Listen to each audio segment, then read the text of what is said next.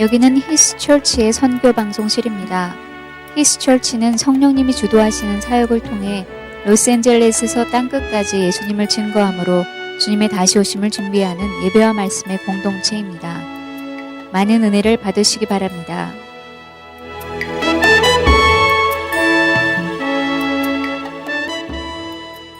함께 하나님 아버지의 말씀 읽고 같이 나누죠. 말씀은 에레미야 9장 23절부터 24절 2절의 말씀입니다. 이 말씀 저희가 같이 합독을 하죠. 에레미야 9장 23절과 24절 1066쪽 에레미야서 9장 23절과 24절 2절의 말씀입니다.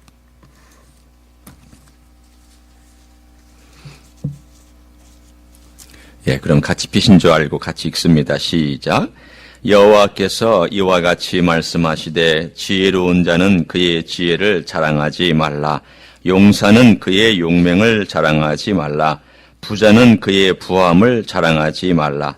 자랑하는 자는 이것으로 자랑할지니 곧 명철하여 나를 아는 것과 여호와는 사랑과 정의와 공의를 땅에 행하는 자인 줄 깨닫는 것이라.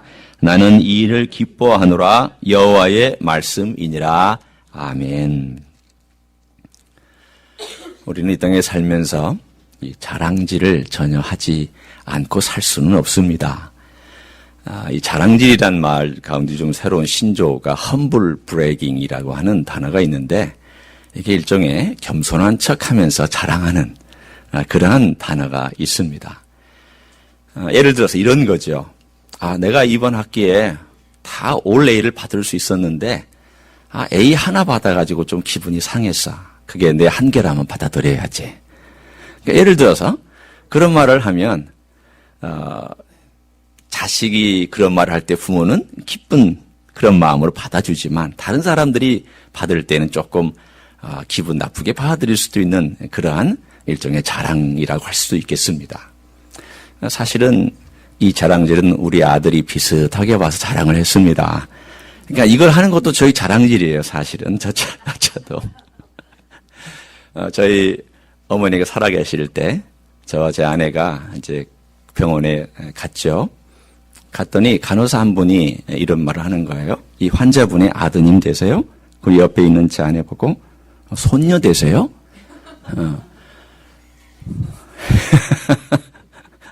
그러자, 제 아내가 여기서부터 여기까지 입이 이렇게 아주 찢어지는 것을 제가 봤습니다. 이 말을 어디가 해서 좀 하고 싶은데 그렇지 않겠습니까? 아마 어딘가에서 했을 거예요, 분명히. 그런 것들, 우리 인생에 살면서 그런 자랑질을 안 하고 어떻게 살겠습니까? 전혀 자랑질도 안 하고 전혀 우리의 삶 가운데 그런 것 없이 정말 우리는 수도원에 있는 것처럼 그렇게 살아갈 수는 없는 거죠. 인생에 보면은 자랑이라는 것을 조금씩 합니다. 그러나 문제는 이런 사소한 자랑보다도 오늘 본문에 너 자랑하지 말라. 그럼 우리는 모든 자랑은 다 하지 말아야 되느냐. 예를 들면 자녀가 제가 학교에서 공부를 잘한 거 부모한테 와서 막 자랑합니다. 그러면 부모는 그걸 칭찬해주고 격려해주고 박수를 쳐주죠. 자랑이 있잖아요. 그리고 어떤 때는 친구들 간에도 서로 친하고 받아주고 또 격려해줄 수 있다면 너 자랑하는 것도 격려해주고 우리가 그렇게 살잖아요. 이 미국 땅에도 살다 보면은 영웅이 있어요.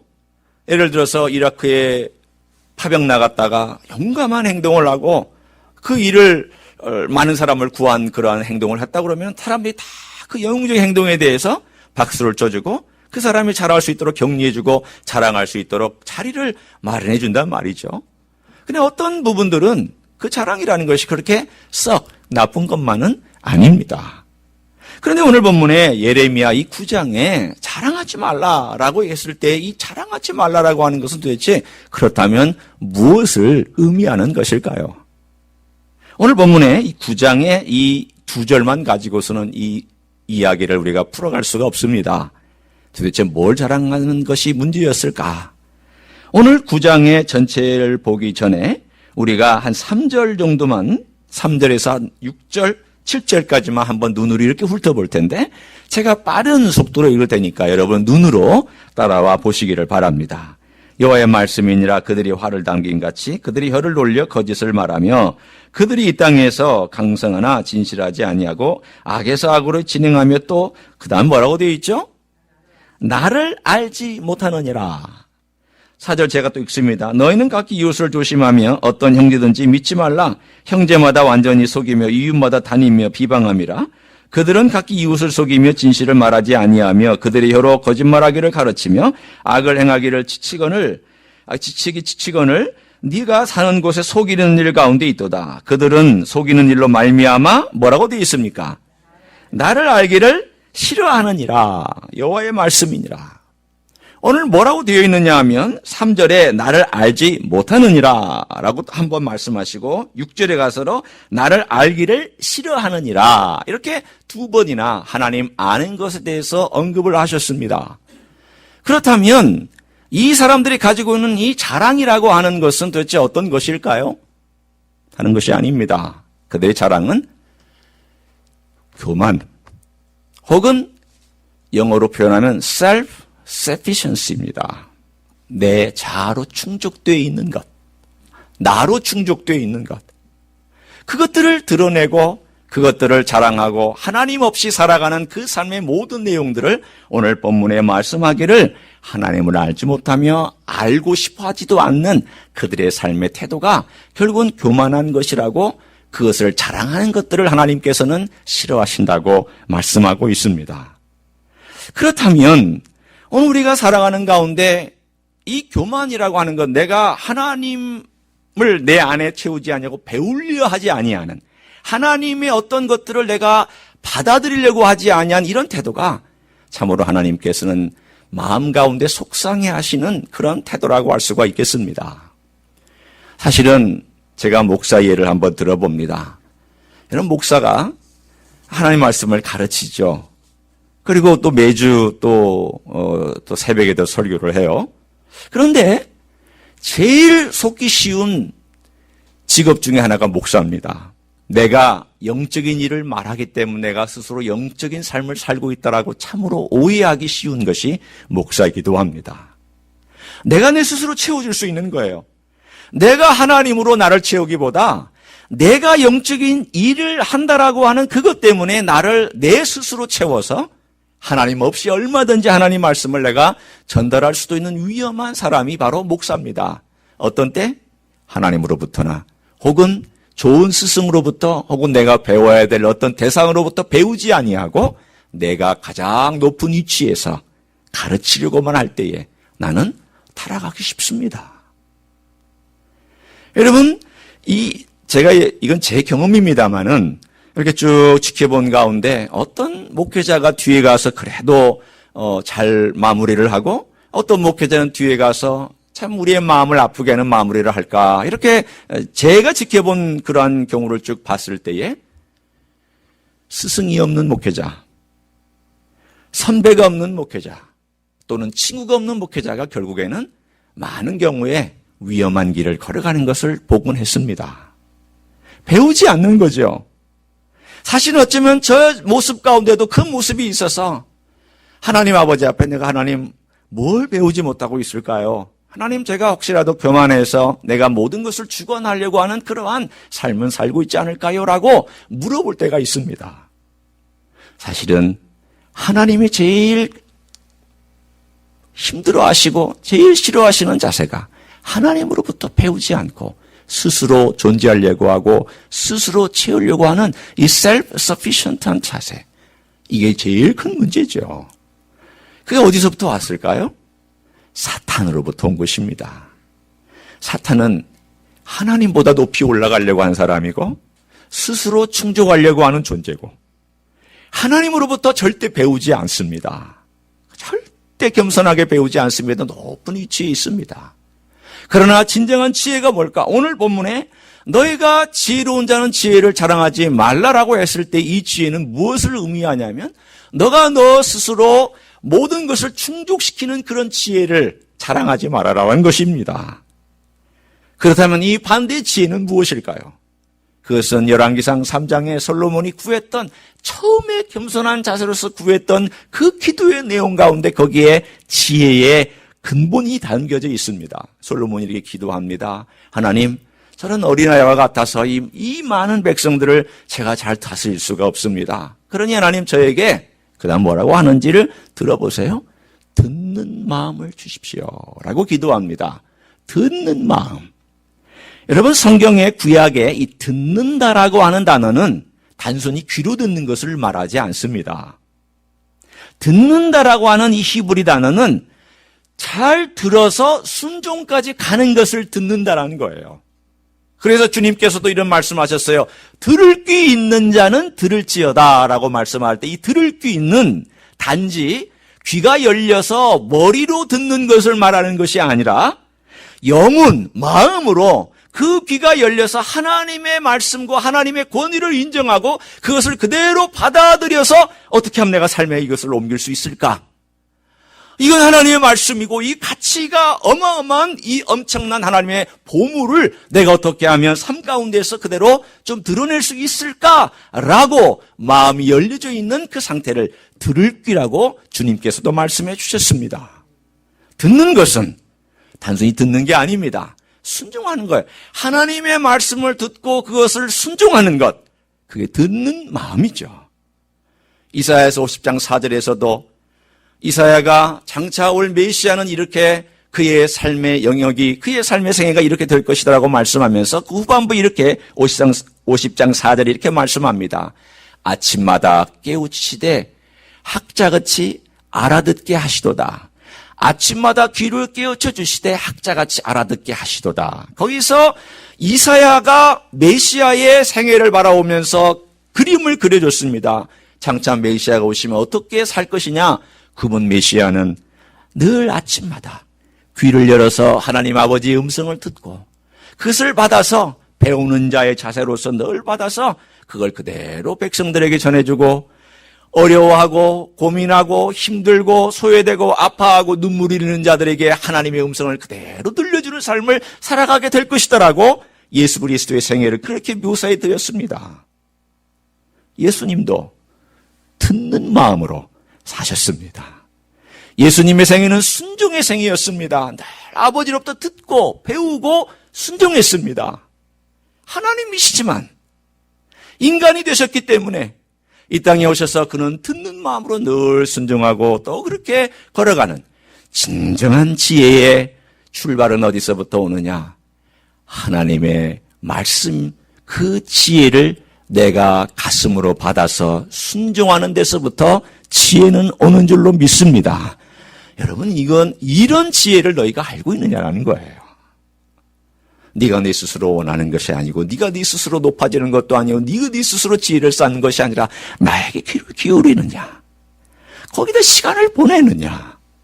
정말 하나님의 말씀을 내 가슴에 담고 사느냐? 거기에 너 가치를 두느냐? 그리고 그것을 따라서 너는 정말 순종할 마음을 가지고 하나라도 순종해 보려고 애써봤느냐? 주님 우리에게 그렇게 도전해 주시는 줄로 믿습니다. 두 번째는요, 오늘 본문에 있는 것처럼 용사는 용맹을 자랑하지 말라고 그랬습니다. 아니 용사가 용맹을 자랑하는 건 당연하잖아요. 당연히 용맹을 자랑해야 뽑히기도 하고 군대에 나가서 자기 용맹을 가지고 사람들 앞에 적군을 물리칠 수도 있고 때로는 이게 용기가 될 수도 있고 이게 파워가 될 수도 있는 거죠. 힘, 능력, 권력 이런 것들로 바꿀 수도 있는 것들입니다. 그런데 여러분 뭘 의미하는 걸까요? 내가 내 스스로 교만하게 self-sufficient하게 스스로를 올리려고 하지 말라는 거예요. 제가 예를 들어볼까요? 다윗의 왕가에 아버지와 아들이 있습니다. 아버지는 다윗이고요. 아들은 압살롬입니다. 압살롬은 어떤 왕이 되려고 스스로 했냐면 자기 스스로 왕이 되려고 사람들을 모으고 사람들을 속여서 그 권력을 쟁취하려고 했습니다. 거의 될 뻔했습니다. 거의 꼭대기까지 올라갔는데 하나님께서 뒤집어 버리셨습니다. 그러나 다윗은 자기의 죄 때문에 그 대가를 지불해서 맨 바닥까지 올라갔지만 그러나 이것을 그가 스스로 올리려고 하지 아니하고 하나님께서 올려주실 때까지 그는 기다렸던 사람입니다. 그는 목초지에 있을 때에도 스스로 왕이 되려고 했던 사람이 아닙니다. 하나님을 바라보고 나는 하나님께 위대한 인물이 되겠다라고 했던 사람도 아닙니다. 그는 성실하게 하루하루 하나님의 일을 하면서 살았던 목동이었습니다. 그러나 하나님께서는 압살롬은 내려뜨리시고 다윗은 올려주신 그 이유가 무엇입니까? 권능은 하나님께 속하였다 하셨도다. 여러분, 스스로 올라가려고 하는 사람은 하나님께서 내리시는 것이 원칙이고, 하나님 아버지 앞에서 스스로를 겸손하게 낮추는 자는 하나님께서 올리시는 것이 하나님의 공평한 원칙입니다. 이 세상을 다스리는 하나님의 원칙 똑같아요. 하나님의 손이 잘 안 보이는 것 같아도 이 세상에 보이지 않는, 믿지 않는 사람들도 교만하면 하나님이 낮추시고 겸손한 자는 높이신단 말이죠. 믿음의 공동체는 더더군다나 그렇습니다. 어떤 지위나 자에게 영향력을 행사하려고 하는 사람은 하나님께서 낮추시고요. 그러나 겸손히 하나님을 바라보고 의지하는 자를 하나님께서 높이시는 것이 하나님의 원칙이지요. 오늘 이러한 것들을 바라보면서 하나님께서 말씀합니다. 정말 너는 나를 바라보면서 겸손하게 이런 일을 행할 수 있느냐라고, 정말 너는 나를 자랑할 수 있느냐고, 나를 아느냐고 하나님 도전하고 계시는 겁니다. 세 번째는요, 부를 자랑하지 말라고 말씀하셨습니다. 오늘 주제는 큰 부가 주제는 아닙니다. 그러나 우리가 살아가면서 이 돈이나 재물이나 부유함은 우리가 쉽게 자랑할 수 있는 거리잖아요. 성경에 신약에서만 돈에 대해서 500번이나 나와 있습니다. 16절마다 한 번씩 돈 얘기가 나옵니다. 평균적으로. 한 페이지마다 한 번씩 돈 얘기 나옵니다. 왜 이렇게 많이 나올까요? 예수님이 돈 얘기 무지 많이 하셨어요. 그러면 예수님께서 돈 얘기를 많이 하셨다는 것은 무슨 뜻일까요? 돈이 그만큼 우리들에게 큰 문제가 되기도 하고, 문제 정도가 아니라 하나님의 위치를 끌어내리고 돈이 하나님 위치에 올라가 있다는 것을 주님께서 말씀하셨습니다. 주님은 돈을 절대 중립으로 보지 아니하시고 만몬이라고, 신이라고 정의해 주셨습니다. 여러분, 늘 우리가 생각할 때 이렇게 생각하시면 돼요. 돈은 신이다. 이렇게 생각하시고 늘 조심하셔야 돼요. 왜? 주님이 그렇게 정의해 주셨으니까. 많은 사람들 얘기하죠. 돈은 중립이 있는데요. 돈이 물질이지 뭐 쓰는 사람 마음에 따라서 나쁘게 쓸 수도 있고 좋게 쓸 수도 있잖아요. 맞는 말이지만 하나는 모르고 하나는 알고 하는 그런 표현입니다. 주님께서 물질에 대한 그 유혹이 얼마나 큰지에 대한 것을 만몬이란 말씀으로 정의해 주신 사실을 모르기 때문입니다. 사랑하는 성도 여러분, 왜 이 돈이 문제가 될까? 쉽게 하나님을 대체합니다. 우리의 안전, 우리의 보장, 우리의 미래, 우리의 노후, 우리의 건강, 또 특별히 이 미국 사회에 살면서 돈이 없으면 얼마나 쩔쩔맸는지를 알기 때문에 돈이라는 것이 쉽게 하나님의 위치를 그냥 대신해버리고 맙니다. 오늘 자랑하지 말라는 건 뭘까요? 너의 삶 가운데서 지식의 면이나 지혜의 면이나 또는 지위나 권력이나 영향력이나 혹은 재물이나 돈이나 이런 모든 영역 가운데서 너가 가장 우선순위에 두고 있는, 너 스스로 이것을 쟁취하고 가지려고 하고 자랑하고 드러내고 나 없이도 네가 얼마든지 그러한 일들을 하고 있느냐? 아니면 너의 스스로 자아 충족이 아닌 다른 것들로 나를 채우느냐? 자, 이제 우리는 두 번째 가장 큰 대목으로 넘어갑니다. 오늘 24절을 한번 보겠습니다. 자랑하는 자가 뭘 자랑하라고 주님께서, 하나님께서 말씀하고 있습니까? 뭘 자랑하라고요? 하나님 아는 것과 그랬지만 오늘 여러분은 이 성경을 이렇게 바꾸셔야 돼요. 나를 아는 것, 즉 이런 뜻이에요. 나를 아는 것, 즉 하나님이 어떤 분이라는 것과 사랑과 정의와 공의의 하나님이라는 것을 알라, 그렇게 되어 있습니다. 오늘 이 성경에 나와 있는 개역개정은요, 너무 부드럽게 번역을 했습니다. 그래서 사랑, 그러면 이 사랑의 단어가 어떤 뜻일까? 좀 애매하고 정의와 공의 다 비슷비슷한 뜻처럼 번역을 했습니다. 개역은 어떻게 번역을 했나요?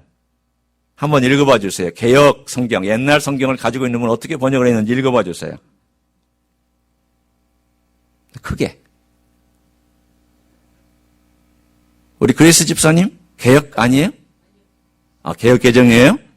너무 오래돼가지고 저는 그게 개역인 줄 알았어요. 개역 개정에. 예, 어떻게 됐냐면, 인애와 공평과 정직이라고 번역했어요. 이 말을 다 바꿔버렸어요. 사랑과 정의와 공의라는 단어로, 물론 쉬운 단어죠. 우리가 익숙하게 쓰는 단어지만, 그러나 이 구약의 개념을 이해하기에는 별로 좋은 단어들은 아니에요. 뭐 좋은 단어가 아니다라는 표현이 이상하지만 제가 한번 이걸 설명합니다. 오늘 여기 있는 표현은요, 어떤 거냐면 이 히브리 사람들이 좋아하는 키아즘이라는 게 있습니다. 이 키아즘이라는 게 뭐냐면, 여러분 미술 시간에 데칼코마니 아세요? 이렇게 종이를 딱 접어서 펼치면 어떻게 돼요? 나비가 나오고 양쪽에 똑같이 이렇게 나오죠. 그런 걸 우리는 데칼코마니, 맞아요? 데칼코마니라고 그렇게 얘기를 해요. 오늘 이렇게 손을 대서 이렇게 하면은 요 끝과 중간과 마지막에 만나는 것처럼 이렇게 만나는 모양이 있어요. 우리 그것을 대차, 교차, 이렇게 병렬법이라고 하는 히브리의 그 용어가 있습니다. 무슨 뜻이냐면요, 오늘 여기에 지혜와 권세와 돈이 그 다음에 나와 있는 세 가지와 함께 그대로 병렬 관계에 이렇게 만나게 되어 있어요. 무슨 뜻이냐면, 인애가 부유하고 대칭이 되어 있고, 정의라고 표현되는 공평이 가운데 있는 용맹하고 대칭이 되어 있고, 공의, 맨 끝에 공의라고 표현되어 있는 정직이 맨 처음에 나와 있는 지혜하고 대칭이 되어 있어요. 그러니까 1, 2, 3이 어떻게 되냐면 3-2-1-처럼 이렇게 되어 있는 구조가 바로 이 본문의 구조예요. 여러분은 모르셔도 돼요. 그냥 제가 설명해 드리니까 설명을 그대로 들으시면 되는 거예요. 이런 것까지 다 발견하시라고 제가 여기서 전문적인 설명을 하는 건 아니에요. 그러나 오늘 여러분이 흥미로운 사실을 보게 될 거예요. 왜 하나님께서는 인애에 대하여 강조하고 있느냐? 왜 인애에 대해서 얘기하고 있느냐? 너희들이 돈을 갖고 돈의 안정을 원하며 그것에 살고 있지만, 내가 너를 사랑하며 내가 너를 축복하며 내가 너를 공급하며 내가 너의 아버지가 되며 내가 너를 사랑하기 때문에 모든 것을 너를 위해서 후사로 삼고 내가 너의 모든 축복의 길을 공급하는다는 사실을 너가 신뢰하며 나를 따라올 수 있느냐는 메시지입니다. 너 뭐에 부유하냐는 거예요. 돈으로 부유함을 삼고 거기에 안전을 삼을래? 아니면 나의 부유함으로 너의 영혼이 채워질래? 너 money sufficient한 삶을 살래? 아니면 God sufficient한 삶을 살래? 이 두 가지를 하나님께서 대조하고 너 선택하라라고 말씀하시는 겁니다. 두 번째는 정의와 공평이에요. 스스로 권력을 쟁취하고 스스로 용맹과 스스로 지위와 스스로 영향력을 쟁취하는 사람을 하나님께 낮추시고, 그리고 겸손한 자를 하나님께서 높여주시는 것, 그것이 공평이에요. 여러분, 공평이라는 단어를 제일 잘 설명하는 시적인 표현이 있습니다. 이사야가 표현했어요. 뭐라고 표현한지 아십니까? 높은 산 낮추시고 낮은 골짜기 높이시고, 그게 공평이라는 단어를 잘 설명한 시적인 표현이에요. 여러분, 그거 생각하시면 돼요. 공평이란 것은 평평하게 만들다, 이런 뜻이잖아요. 그 단어가 바로 이 히브리어 단어를 너무나도 정확하게 표현한 단어이기도 하고, 시적으로는 높은 산 하나님 낮추시고 낮은 골짜기 높이시는 것이 하나님의 공평이에요. 높은 산은 뭘 의미해요? 교만한 자를 말하는 거예요. 나 하나님 필요 없다. 하나님이 나한테 해준 게 뭐냐? 내가 이렇게 잘나서 올라온 것이고 내 재능과 내 시간과 내 땀과 눈물로 여기까지 올라온 것이다. 어떻게 할까? 하나님께서 낮추시는 거예요. 그러나 겸손하게 하나님, 이 모든 것들 하나님이 주신 것이며, 재능도 주셨고 하나님께서 기회도 주셨고 건강도 주셨고 섬길 수 있는 이러한 모든 걸 주신 건 하나님이십니다라고 겸손히 하나님 아버지 앞에 겸비한 자를 하나님께서는 어떻게 하신다고요? 높이시는 거예요. 그게 공평입니다. 세 번째는 공의, 정직이라고 표현되어 있는 이것은 righteousness입니다. 이 righteousness라는 것은 하나님의 기준에 맞게 사는 것입니다. 하나님의 기준에 맞게 사는 것이에요. 그게 뭐냐면 그 진짜 지혜예요. 내가 내 원하는 기준을 따라 사는 것이 지혜가 아니라 하나님이 주신 그 기준을 따라 사는 것이 지혜입니다. 그래서 이렇게 서로 만나게 되어 있는 거예요. 세 가지 그 길이. 제가 한 예를 듭니다. 이 세 가지 인애와 공평과 정직을 제일 잘 담고 있는 이야기가 있습니다. 한 아버지 아래 아들이 둘이 있었습니다. 둘째 아들이 아버지 재산의 반 줘 주십시오. 제가 가지고 제 마음껏 한번 살아보겠습니다. 제가 지금 무슨 얘기하는지 여러분 짐작하고 계시죠? 예, 누가복음 15장 탕자의 비유예요. 그 아들이 저 멀리 나가서 자기 원하는 대로 재산을 다 썼습니다. 그러면 100이면 100 어떻게 되죠? 쫄딱 망합니다.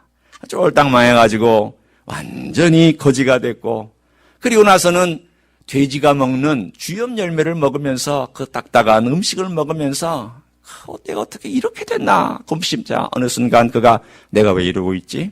아버지께로 돌아가면 되는데, 그러나 아버지라고 내가 부를 수는 없으니 종이 하나로 내가 좀 불러달라고 부탁을 드리자. 아버지는 그것까지는 허용해 주실 것이다. 그래서 그가 터덜터덜 냄새나고 더럽고 추하고 신발은 다 떨어지고 모든 것들 다 잃어버리고 심지어는 어쩌면 그 몸에 병까지 얻었을지도 모르는 그 몸을 가지고 아버지께로 돌아옵니다. 근데 아버지가 멀리 저 동구박 저 멀리서 오는 그 모습을 보고 치근히 여기고 뛰어가 목을 안고 입을 맞췄다고 되어 있습니다. 5가지 동사가 한꺼번에 나와요. 멀리서 아들을 봤어요. 하나님 아버지는 돌아오는 아들에 대하여서 언제나 지켜보고 있어요. 언제 돌아올까? 그 사랑의 눈을 가지고 지켜보고 있었어요. 치근히 여겼어요. 그 치근히 여기는 마음이 인애예요. 위에서부터 흘러내려는 아버지의 사랑이에요. 이거는 막을 수가 없는 사랑을 말하는 거예요. 위에서부터 흘러내리는 사랑을 말하는 거예요. 이거는 그냥 뭉클뭉클 나오는 사랑이에요. 당신이 왜 이 사람 사랑하냐고 그러면 내가 사랑하는데 어떻게 이걸 내가 표현하냐고, 그런 사랑을 말하는 거예요. 그보다 더 큰 사랑이죠. 세 번째, 아버지가 말이죠, 여기까지 내려오는 튜닉을 입고 있어요. 그 당시에 노인들은 이 목까지 깊이 내려오는 그런 옷을 입고 있는데, 이 아버지가 뛰려면 어떻게 해야 되겠습니까? 여기까지 올려야 됩니다. 무릎 위까지 올려야 됩니다. 무릎 위까지 옷을 올리는 것은 그 당시에는 수치입니다. 창피한 겁니다. 어른은 그렇게 뛰어서는 안 됩니다.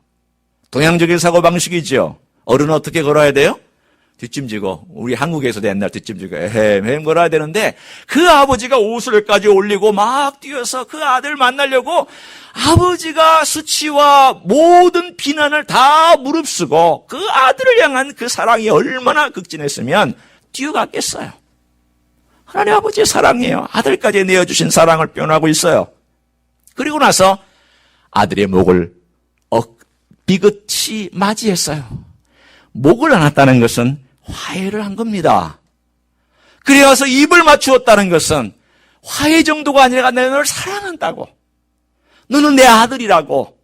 너는 내 아들로, 단순히 그냥 인간 대 인간의 화해가 아닌 너는 아들이라고 하는 온전한 받아들임을 거기에 표현해주고 있습니다.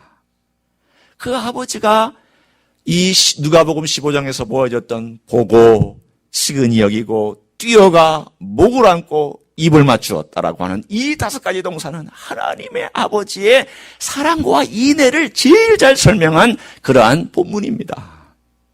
바로 그 사랑을 알았던 아들은 어떻게 되었을까요?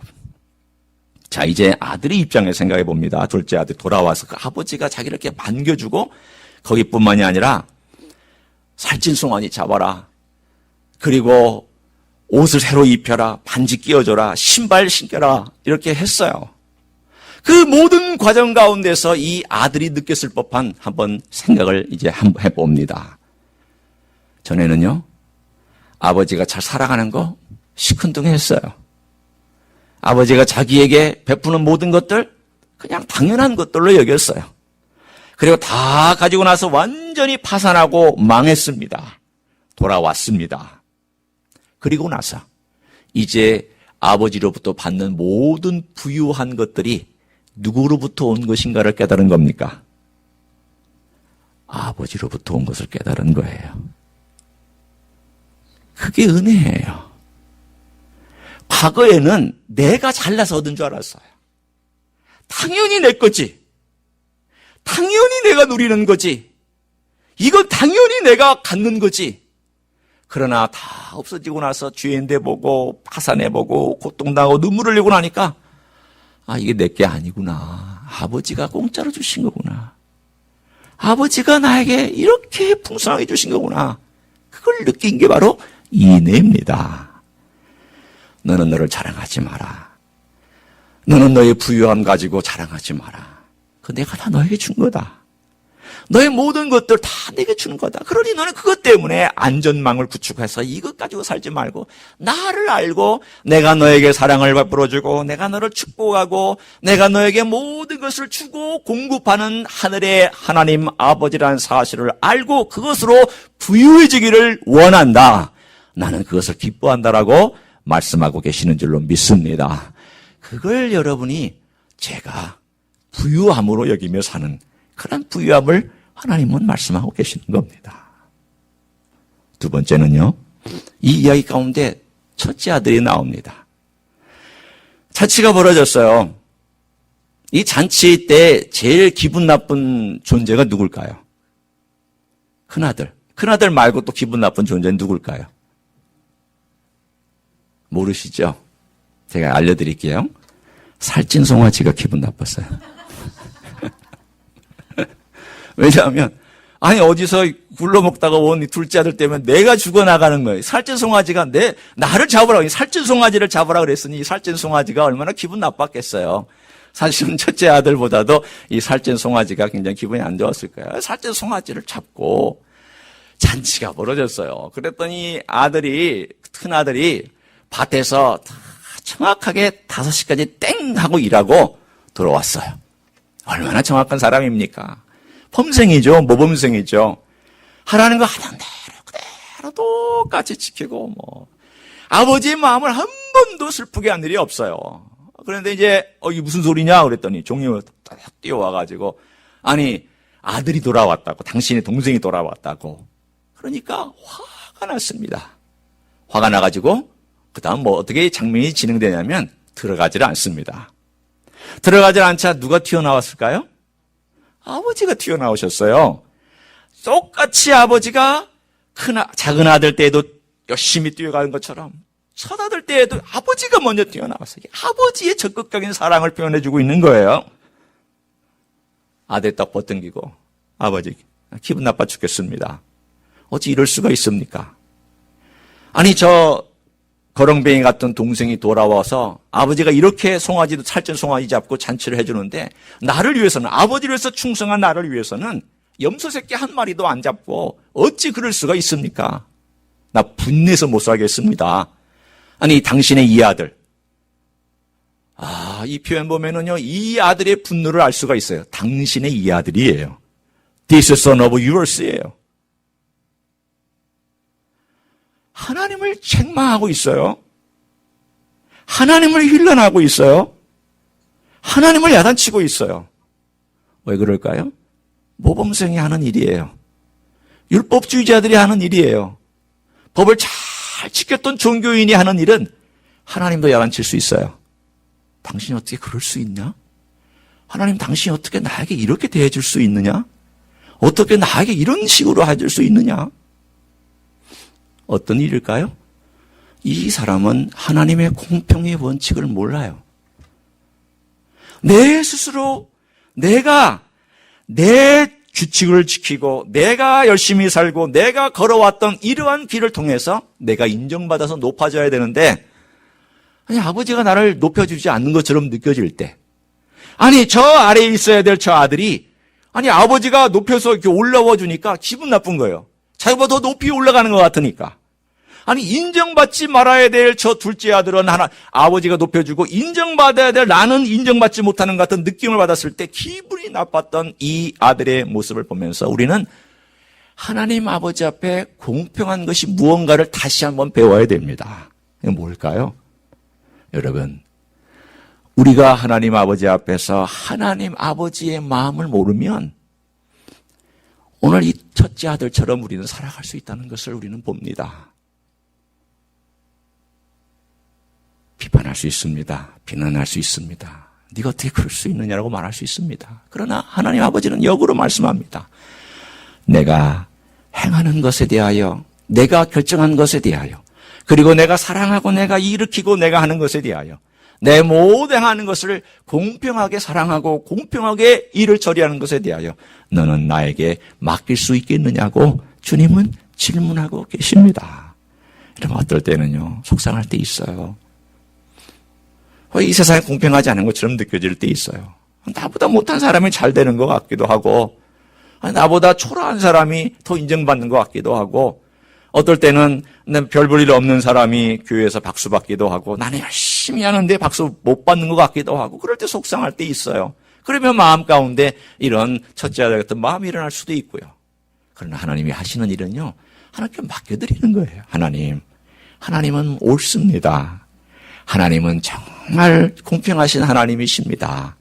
하나님은 정말 주님의 사랑과 주님의 능력으로 모든 것을 채우시는 하나님이십니다. 하나님 영광 받으시기를 원합니다. 라고 겸손하게 나의 공평함으로 self-sufficient한 삶이 아니라 하나님의 공평함으로 God sufficient한 삶을 살아가는 것. 이것을 하나님은 기뻐하신다 말씀하셨습니다. 세 번째는요, 오늘 본문의 공의도 이 이야기 속에 나옵니다. 진정한 공의는 뭐냐면 하나님의 말씀의 깊이를, 마음을 아는 거예요. 첫째 아들은 하나님의 마음을 알았을까요? 몰랐을까요? 몰랐어요. 그러나 하나님 마음 멀리 있을 것 같은 둘째 아들은 하나님 마음을 알았을까요? 몰랐을까요? 알았어요. 나중에 알았어요. 왜 그랬을까요? 여러분, 제일 말씀을 많이 읽은 사람이, 성경을 제일 많이 연구한 사람이 하나님 마음을 모르고요, 하나님 말씀도 잘 안 읽고 바깥에서 술 먹고 담배 피고 요즘 말로 하면 자기 하고 싶은 대로 다 살았던 사람이 하나님 마음을 더 잘 알아내요. 왜 그랬을까요? 나로 채워지는 게 문제란 말이에요. 다시 돌아갑니다. 말씀을 읽어도 나로 채워지고, 교회 생활을 해도 나로 채워지고, 내가 영성을 훈련해도 나로 채워지고, 내가 무언가 인정받는 것, 교회에서 일하는 것도 나로 채워지고, 내가 직분을 받는 것도 나로 채워지고, 나로 모든 것 되어지는 것은 많이 알면 알수록 더 위험합니다. 알면 알수록 그것이 독소가 되는 거예요. 성도 여러분, 첫째 아들이 그랬잖아요. 그러나 하나님은 그걸 역으로 말씀하시는 거예요.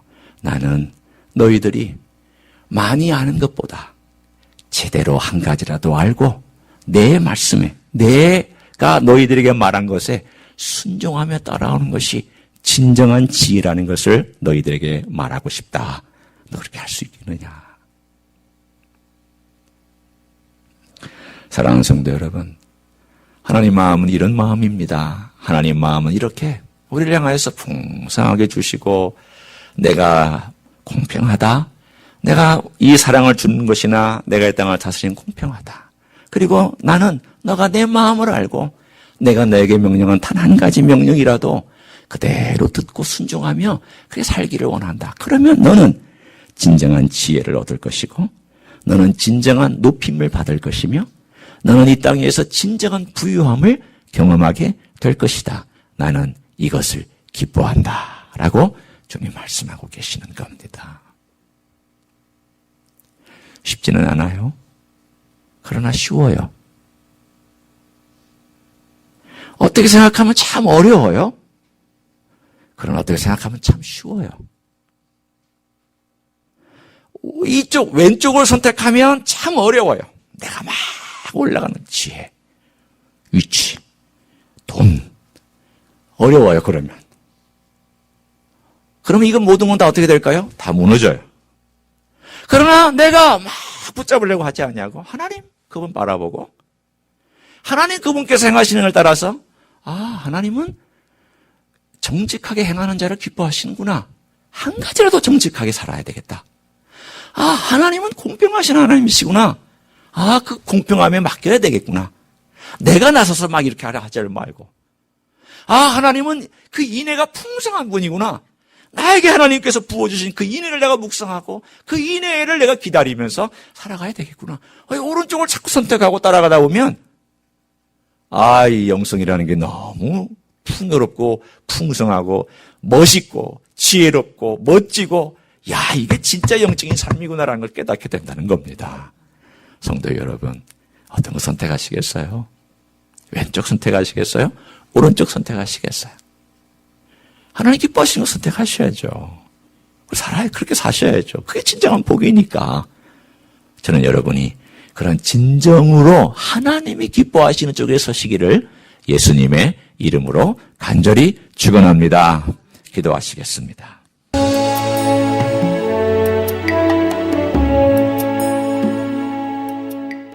히스처치는 로스앤젤레스에 있는 한인타운과 다운타운의 중간에 위치하고 있습니다.